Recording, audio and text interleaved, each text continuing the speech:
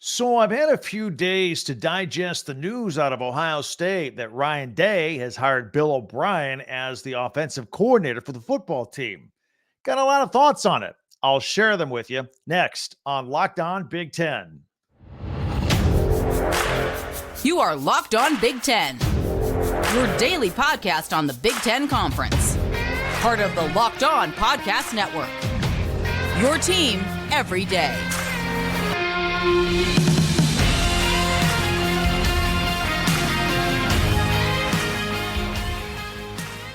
Welcome to Locked On Big Ten. I'm Craig Sheeman. Thank you for making us your first listen each and every day. We always appreciate it. You know, we're free and available wherever you get your podcasts and on YouTube. It's part of the Locked On Podcast Network, your team every day. And today's episode is brought to you by FanDuel. Make every moment more. And right now, new customers get $150 in bonus bets guaranteed when you place a $5 bet. Visit FanDuel.com/locked-on to get started. On today's podcast, we're going to do a deep dive into this Bill O'Brien hire with the Buckeyes, plus other news around the Big Ten, including Terence Shannon Jr. and the Fighting Illini. Been reinstated. You won't believe what the judge said to make this happen. I'm shocked by it. Plus, we'll have our Big Ten top 10 list from the weekend. Be sure to subscribe down below and follow Locked On Big Ten for free wherever you get your podcast. That way you'll get the latest episode of this podcast as soon as it becomes available each and every day. All right, I'll be honest. I was a bit stunned by the news that Ryan Day hired Bill O'Brien as his new offensive coordinator at Ohio State. How about you? I know there are a lot of changes going on at Ohio State, and Ryan Day is desperate to get back to the top of the heap in the Big Ten. That is his job, and he is all hands on deck trying to make that happen again. But was he so desperate that he maybe hired his replacement? Should he get fired? Should things not go well for Ohio State? I mean, he hired someone with a pretty big resume. Or did he hire somebody that could be the scapegoat in case things don't go as planned offensively in 2024? And what about Brian Hartline, by the way, the receivers coach, and maybe the best receivers coach and recruiter for wide receivers in the country?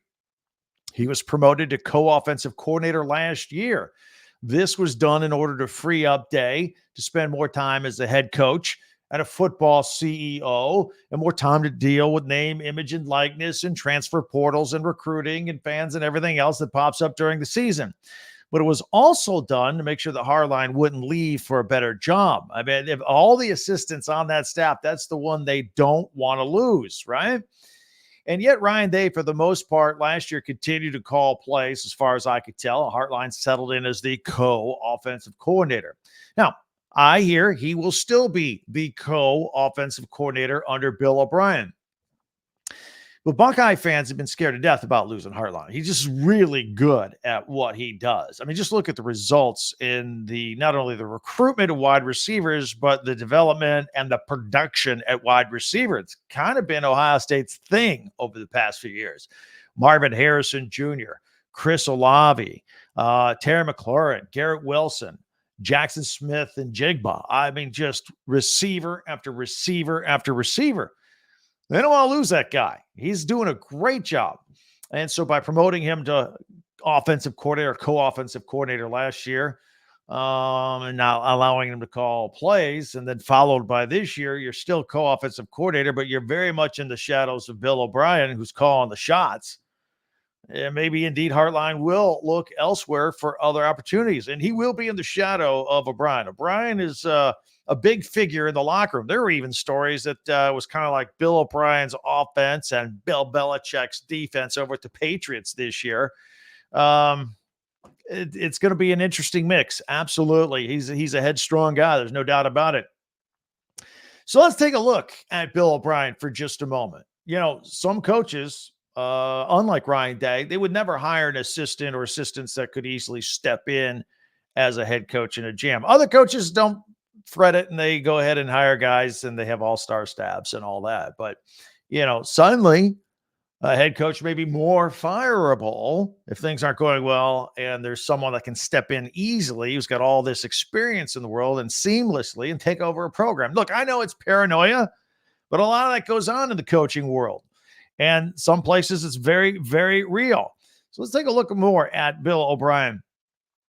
and what we can expect at Ohio State. Look, he's had a pretty good career. The resume speaks for itself as both a college and NFL assistant. He garnered some attention as the Patriots quarterbacks coach and eventually the Patriots offensive coordinator back in the day. Yeah, I know. Any offensive coordinator looks good with Tom Brady executing the plays. Nevertheless, he then took over a dead on arrival Penn State program in the wake of the Joe Paterno, Jerry Sandusky scandal. He did such a good, I mean, really, he really did do a good job there. Such a good job that he parlayed that into a Houston Texans head coaching job. A lot of people noticed what he did there, and the Texans figured, well, maybe he can resurrect our program a little bit down here in Houston. And frankly, he did a respectable job as a head coach in Houston. But along the way, he became general manager at a bit of a power grab. And the Bill O'Brien, the GM, was a disaster. He would ship off players in their prime for a low return on investment. Eventually, Bill O'Brien, the general manager, got Bill O'Brien, the coach, fired back in 2020. So with his career in the tank, he did what many others have done. He went to Nick Saban coaching rehab, as I like to call it, and joined the staff at Alabama. A lot of coaches that their careers have hit roadblocks. They go coach with Nick Saban for a while, and then they get great jobs afterward. This past year, he returned to the New England Patriots for a disastrous season as the offensive coordinator and quarterbacks coach. There just wasn't any talent there anyway. So that was a problem. And look, along the way, in addition to Tom Brady, he's worked with quarterbacks like DeShaun Watson and Tua Tagovailoa. And now he's the offensive coordinator in Columbus, Ohio. So this leads me to think more about Ryan Day for just a moment, right? This is, like I said, it's an interesting hire. I was surprised by it. Maybe Ryan Day is very comfortable in his skin. He's not threatened by having a big-time coach with him on the sideline or up in the booth. But there may be another benefit to hiring a big name like O'Brien. Like if things go poorly, or even if they don't, and if the Buckeyes fall a game short in the standings in 2024, Day and the fans and the media can all point toward O'Brien and say, look, even Bill O'Brien came up short on this deal. Bit of a scapegoat situation. It's a possibility. I'm just throwing these things out there because I think of all these scenarios. There's still a third way to look at this move, and I'm sure a lot of Buckeye fans who are watching and listening are thinking this, and it's a big move by a program that is serious as can be, loading up and getting ready with the best talent on the field and the best talent on the sidelines as possible, and making a run at this very crowded and competitive Big Ten. Look, it's about to be a nonstop gauntlet of top-tier competition each and every single week. So we'll see if it pays off, and we'll see if it can help beat Michigan, and we'll see if Ohio State lands in the 12-team playoff. That at a bare minimum, I think will happen. But, I'll point out to a couple of other interesting nuggets here I come to realize here thinking about this Bill O'Brien hire, and I'll share them with you if you're ready for it, Buckeye fan. You ready? Bill Belichick and Nick Saban have combined for 13 Super Bowls and college football championships over the last 2 decades. They've dominated the NFL and college football landscape. During that time, of course, sprinkled in, Bill O'Brien spent a total of 8 years on the staffs of either Bill Belichick or Nick Saban. And Bill Belichick and Nick Saban never won a title or a championship in the years that Bill O'Brien was on their staff. Let that sink in for just a minute. I'm not a hater. I'm just listing the facts. On another note, this is interesting. In order to make room for O'Brien on the staff, did you know who the team let go? They let go of their quarterbacks coach, Corey Dennis. Do you know who Corey Dennis is? In case you don't know, Dennis is Urban Meyer's son-in-law. Bye-bye. So what do you think about all this, Buckeye fans? I've put a bunch of different scenarios and possibilities here. Again, I read a lot of social media. A lot of people were very shocked by this move. Some people think it's a good move, though. We presented both sides. Like to hear what you have to say about it as well. Are you excited as a Buckeye fan? Are you excited about this move, or were you a bit stunned like I was? Love to know what you think. And we have more Ohio State news to talk about here. 5-star quarterbacks, lots of them. Of course, the Buckeyes recruit Aaron Nolan been unwavering in his commitment to come to Ohio State and play for Ryan Day. He's on campus right now. But another 5-star is rumored to be coming in the transfer portal. What does that mean for everybody? We'll get to that in just a minute right here on Locked On Big Ten. All right. I want to talk to you about FanDuel. And FanDuel is a lot of fun. Okay. Everybody's doing it. I want you to do it. Check it out. I mean, the NFL regular season is over. We're boom, right in the middle of the playoffs. It's when the action's the most exciting. So check it out with the NFL and FanDuel, America's #1 sportsbook. Right now, new customers get $150 in bonus bets guaranteed when you place a $5 bet. That's $150 in bonus bets, win or lose. The app is very easy to use. There are many different ways to bet, in addition to point spreads, money line winner losers, point totals, prop bets. They have live same game parlays. They have a new Explore tab, give you ideas on things to bet on. And if you like parlays, putting multiple picks together, you can find a parlay in the Parlay Hub. They have a section dedicated just to that. It's the best way to find popular parlays. Got all that and more right there at your fingertips. So go visit FanDuel.com/lockedon and make your first bet a layup. FanDuel, official partner of the NFL. I want to thank all of you for making Locked On Big Ten your first listen each and every day, especially you everydayers out there that help make this channel grow. Absolutely love it. Thank you very much. And the more the merrier. Meanwhile, be sure to subscribe. That helps us if you haven't already, or if you're new, feel free to subscribe. And you can share, follow, and like Locked On Big Ten wherever you get this podcast, whether it's audio or on the video. Sharing and liking and following certainly helps us out. We really appreciate that. Locked On Big Ten, your team every day. So certainly you have heard about the mass exodus of players from the Alabama football program since Nick Saban announced his retirement suddenly. The number's approaching like 30 kids that are bolting, either current players or incoming recruits. It's phenomenal. I'm amazed by it. And the reason I think it's unreal, look, Alabama's one of the best programs in the history of the sport, right? And even though Nick Saban's leaving, all the tools are still there. The facilities are still there. The name, image, and likeness opportunities are still there. The passionate fan base is still there. It's all there, if not a spoiled fan base. But nevertheless, they're there. And one of the players that is bolting is 5-star freshman quarterback Julian Sayin. Sayin was ranked the #1 quarterback in the country in 2024. He said he clearly chose Alabama because he wanted to play for Nick Saban. He said Saban's track record with quarterbacks and how they get to the NFL, that's what he wanted for himself. That's why he went to Alabama. Can't blame him. I get it. Many are predicting, though, as he now leaves, because as soon as a coach leaves, the transfer portal opens up for 30 days.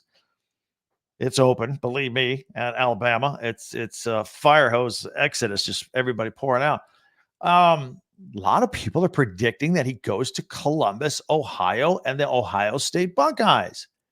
Interesting, right? Why? Well, what about 5-star freshman quarterback Aaron Nolan? He's already on campus. He's ready to go. We've talked about Nolan quite a bit on this podcast. He's a remarkable player, and I think a very interesting person. And, a month ago, things were kind of looking a little shaky at Ohio State. Ryan Day was shaking everything up. They were coming off that Cotton Bowl embarrassment to Missouri. A lot of kids were heading out for the transfer portal, and Ryan Day was eager to make some changes as well. And I'll start with Kyle McCord and on, right? Nolan was steadfast on social media in his desire to remain committed to Ohio State. While people were leaving and bailing and they were losing recruits, it was a rough patch. Aaron Nolan said, nope, I'm going to Ohio State. Just like Sayin wanted to play for Saban at Alabama, Nolan has long admired Ryan Day's track record with quarterbacks, and he only wants to play for Ryan Day. And we've talked about it here. Ryan Day, say what you will about Ryan Day. he's a bit of a quarterback's whisperer. Quarterbacks really thrive under his system. It's his biggest strength, I think. And maybe, just maybe, this might be a good time for Ryan Day while he was trying to regain control of everything that was going on, all the chaos. And Nolan sat there and stood by his coach and said, hey, I want to play for that guy. I'm still coming. And believe me, other schools were calling him, trying to get him to flip. He was committed to Ohio State. Might be a good time for Ryan Day to show a little commitment and loyalty back to Nolan at this point, and maybe not bring in another 5-star quarterback. But look, we know how life works, and college football is hard. And sometimes highly recruited quarterbacks, they don't work out. One underperforming quarterback can cause a coach to lose his job. You get all the hype, bring in a new kid, and he just isn't all that. All of a sudden, you've lost some games and you're out. I mean, look, both Kyle McCord and Devin Brown were highly recruited quarterbacks, considered prize commitments, and they're fine quarterbacks, but not quite to the level that Ohio State is used to with C.J. Stroud and Justin Fields, for example.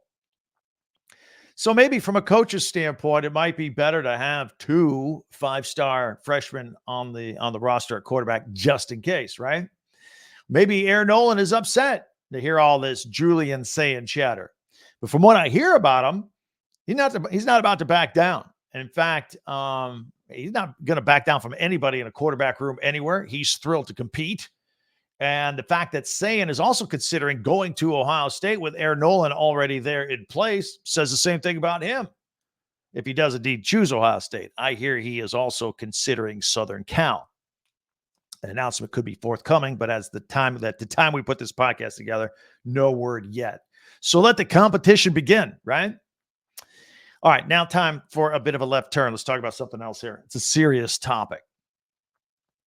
Let's discuss the Fighting Illini situation with Terence Shannon Jr. He was suspended indefinitely a few weeks ago because he was charged with rape. That was following a visit to Lawrence, Kansas in September when the Fighting Illini football team were on the road playing Kansas. He went with no official school capacity. He went as a fan and friends who just going to see a college football game. Anyway, apparently an incident happened, allegedly, and he was officially charged. The school suspended him as soon as those charges were filed a few weeks ago. Shannon, in return, is suing the Illinois Board of Trustees over the suspension. He maintains his innocence throughout all this, first of all. Let's say that. And he says the suspension is ruining his life and his future basketball career. So, late last week, a federal judge stepped in. Colleen Lawless is her name. She issued a temporary restraining order, which reinstates Shannon to the team effective immediately. And while this is a very serious matter, and while we're innocent until proven guilty in this country, it's an odd situation for Illinois now. A kid that has this kind of accusation is now representing them and playing basketball. That's where we're at right now. But the reason that the judge gave for this order is very, very interesting. Here's what she said.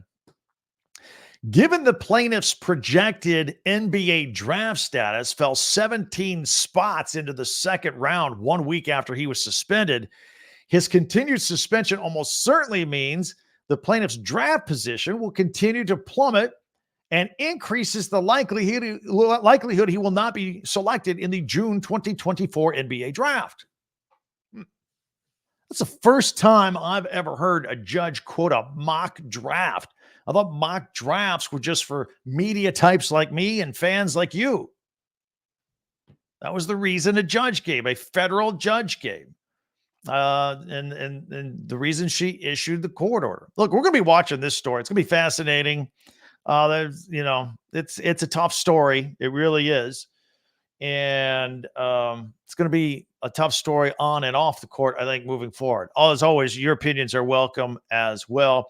Don't forget, you can hit me up as always at Talk Big 10 on Twitter. That's X. Also on the website, talkbig10number10.com, and on YouTube as well. Regarding basketball, this is a Monday podcast. There are no Big Ten games on Monday night, men or women. So you got the night off. I do want to tell you that Locked On has launched the first ever national sports 24/7 streaming channel on YouTube. Locked On Sports Today is what it is called. It's here for you 24/7. It covers the top sports stories of the day with the local experts of Locked On, plus our national shows covering every single league, including Locked On Big Ten. We are on there all the time. So check that out. Just like in half-hour blocks, just all of our most recent shows on the Locked On family. And you could go to Locked On Sports Today on YouTube and subscribe to the first ever National Sports 24/7 streaming channel. And don't forget to subscribe here as well. All right. I wanted to make sure I told you about that. Coming up, like we like to do on Mondays, my top 10 Big Ten, top 10 observations over the weekend. We'll share them with you. Maybe you have your own list. We can compare notes a little bit. We'll always have some fun doing that. That's next here on Locked On Big Ten.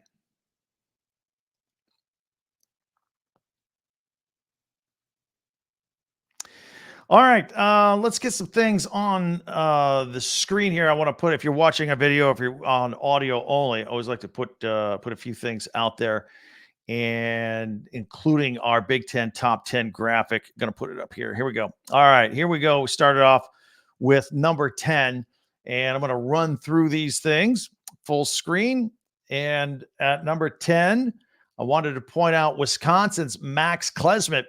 On Friday night, he had 26 points, 23 in the second half versus Indiana, and really blew that game open as the Badgers beat the Hoosiers 91-79 up there in Madison.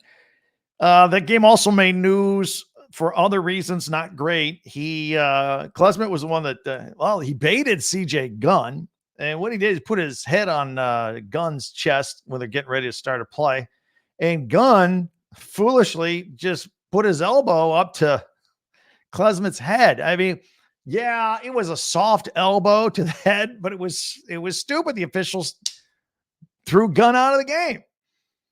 And the longtime voice of the Indiana Hoosiers, Don Fisher, somebody I know, he said, look, that's the most embarrassed I've ever been for IU in my 51 years behind the mic, and has nothing to do with the score. There were some other things like effort and defense and lack thereof and all that he was talking about in the broadcast. But nonetheless, not a good night for the Hoosiers, but a good night for Wisconsin's Max Klesmit in his 26-point performance in that game.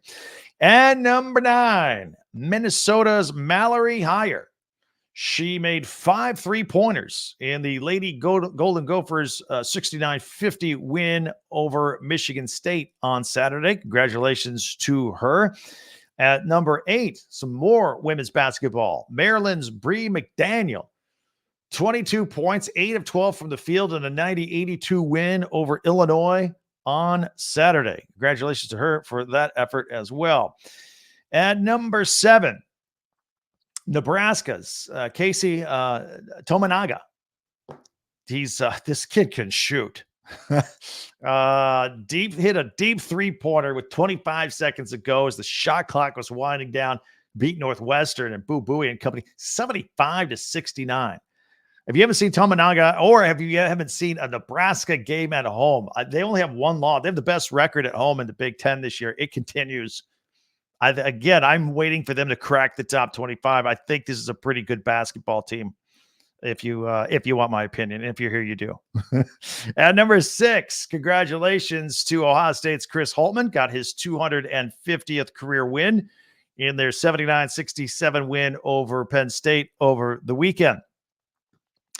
And moving along to number 5 on our Big Ten top 10 observations over the weekend.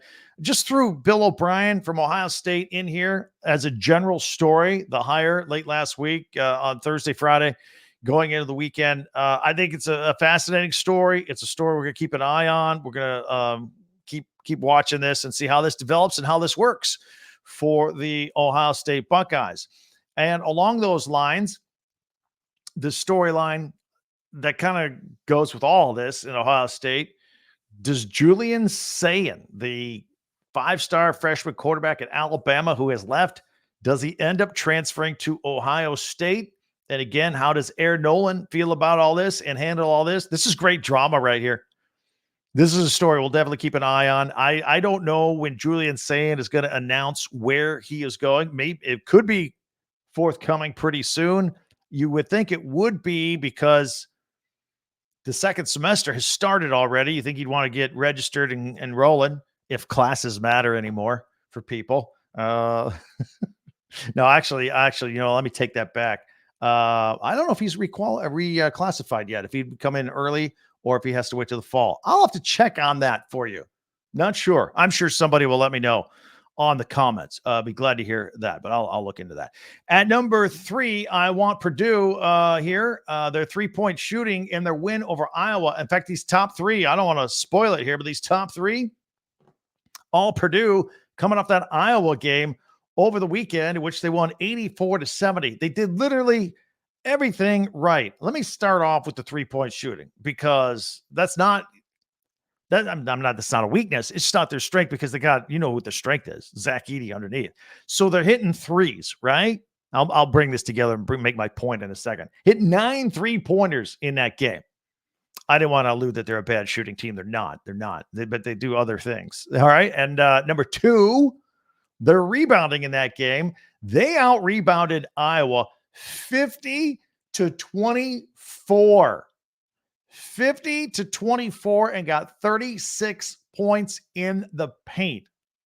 Goodness. And number 1 just produced Zach Edey in that game.